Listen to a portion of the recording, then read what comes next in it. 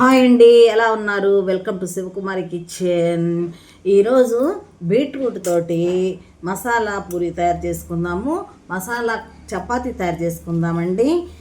ఇప్పుడు పూరీలైనా చేసుకోవచ్చు, నేనైతే చపాతీలు తయారు చేసి చూపిస్తాను. ఇదిగోండి, నేను ఒక బీట్రూట్ తీసుకున్నాను, పచ్చిమిరపకాయలు తీసుకున్నాను, అల్లం ముక్కలు తీసుకున్నాను, ఉల్లిపాయ ముక్కలు తీసుకున్నాను, కరివేపాకు, కొత్తిమీర, జీరా ఇవి తీసుకున్నానండి. ఇవి శుభ్రంగా కడిగి పెట్టాను. ఇప్పుడు ఒక మిక్సీ జార్ తీసుకొని చక్కగా వీటినన్నిటినీ కూడా మిక్సీ పట్టుకుందాము. చూడండి, బీట్రూట్ని చక్కగా చెక్కు తీసుకొని సన్న సన్న ముక్కలు కట్ చేసి పెట్టాను. చూడండి, ఇలా ముక్కలు కట్ చేసుకొని పెట్టాను. అల్లం కూడా అంతేను, సన్నగా ముక్కలు కట్ చేసి పెట్టాను. పచ్చిమిరపకాయలు ఇవి కూడా ముక్కలు చేశాను, ఉల్లిపాయ ముక్కలు చేశాను. చూడండి, ఈ కొత్తిమీర కూడా కొంచెం కొంచెం కట్ చేసి పెట్టాను. కొత్తిమీర, కరివేపాకు రెండు కూడా కట్ చేసి పెట్టాను. జీరా ఇవన్నీ కూడా చక్కగా మిక్సీ వేసేసుకుందాము. మిక్సీ జార్ తీసుకొని మిక్సీలో వేసేస్తున్నాను. చూడండి, బీట్రూట్ అంటే అసలు హెల్త్కి చాలా చాలా మంచిది. పిల్లలకి ఇలా చేసి పెట్టామంటే అసలు బ్లడ్ సమస్య అనేది ఉండదండి. చక్కగా మనకి బ్రేక్ఫాస్ట్ కానీ నైట్ కానీ ఎప్పుడైనా సరే వీటిని ఆహారంలో చేర్చుకోవచ్చు.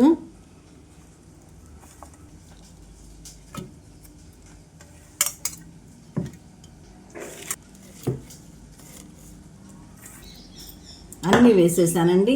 ఇప్పుడు ఈ మిక్సీ జార్లో వేసుకున్న అన్నీ కూడా చక్కగా మెత్తగా గ్రైండ్ చేసి పెట్టుకుంటాను. చూడండి, నేను మిక్సీ జార్లో వేసింది మొత్తం కూడా మెత్తగా చేసేసాను. చూడండి, ఇలా మెత్తగా చేసేసుకోవాలి. ఇప్పుడు గోధుమ పిండి తీసుకున్నాను. నేను ఒక 1/2 kg గోధుమ పిండి తీసుకున్నానండి. ఇప్పుడు నేను తీసుకున్న ఈ కరివేపాకు, ఈ బీట్రూట్ వీటన్నిటికీ సరిపోను 1/2 kg తీసుకున్నాను. ఇప్పుడు ఈ పిండిలో చక్కగా కొంచెం సాల్ట్ వేసుకొని కలుపుకోవాలి. దీనికి తగినంత మాత్రం మనం సాల్ట్ వేసుకోవాలి.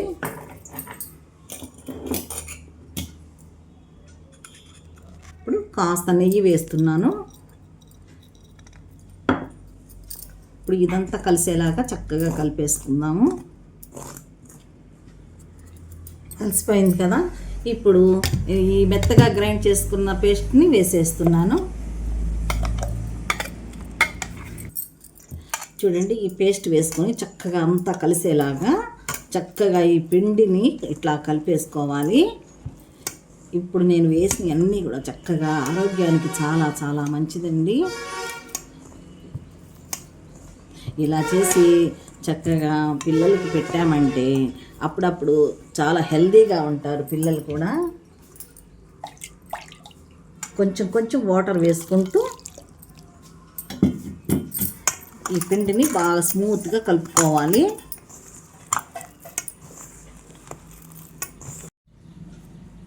చూడండి, ఇలా ముద్దలాగా తయారు చేశాను. చక్కగా ఒక 10 నిమిషాలు పక్కన పెట్టుకోవాలి. మనం కలుపుకున్న తర్వాత 10 నిమిషాలు పక్కన పెట్టుకోవాలండి. ఇప్పుడు పక్కన పెట్టుకొని ఇప్పుడు చిన్న చిన్న ఉండలుగా చేసుకోవాలి.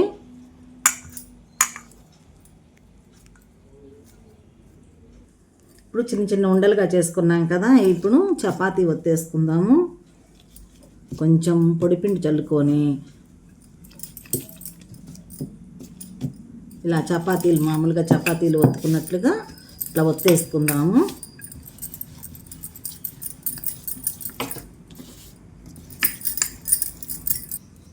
చూడండి, చక్కగా చపాతీలు ఒత్తేసాను. ఇప్పుడు పెనం పెట్టుకొని వీటిని కాల్ చేసుకుందాము. ఇప్పుడు స్టవ్ వెలిగించి పెనం పెట్టాను. ఇప్పుడు కొంచెం కొంచెం మనం ఆయిల్ వేసుకోవాలి. ఇప్పుడు ప్యాన్ వేడెక్కింది.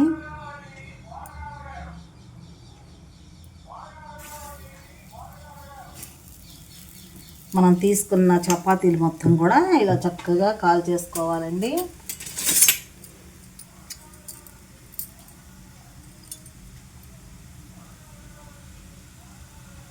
కొంచెం అడుగును వేసాం కదా, కాస్త ఇప్పుడు పైన కూడా వేసేసుకోవాలి. మనం ఆయిల్ లేకుండా చేసుకోవాలనుకుంటే ఆయిల్ లేకుండా అయినా చేసుకోవచ్చు. నేను కొంచెం ఆయిల్ వేస్తున్నాను అన్నమాట.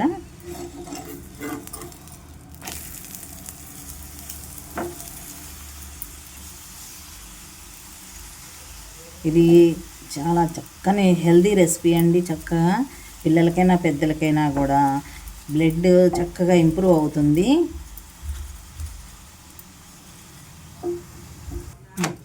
చూడండి, అటువైపు ఇటువైపు చక్కగా కాల్ చేసుకోవాలి. ఇట్లాగా అటు ఇటు తిప్పుకుంటూ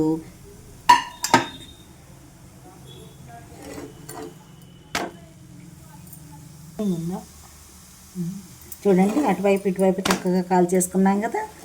ఇప్పుడు తీస్తున్నాను, వేరే ప్లేట్లో పెట్టేసుకుంటున్నాను. ఇప్పుడు ఇంకొకటి వేస్తున్నాను అన్నమాట.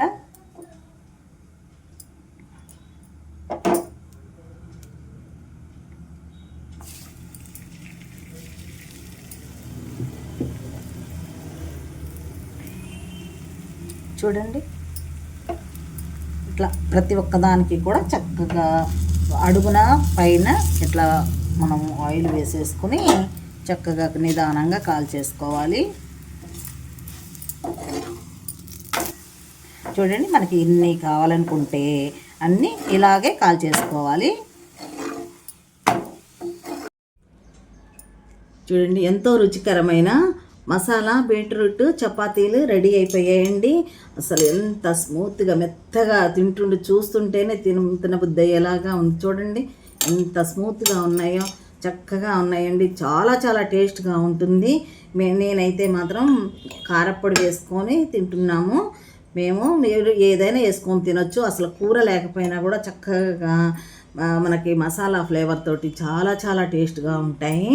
మీకు అందరికీ నచ్చుతుందని అనుకుంటాను. నచ్చినట్లయితే లైక్ చేయండి, షేర్ చేయండి. మరొక రెసిపీతో మళ్ళీ కలుద్దామండి. Thank you.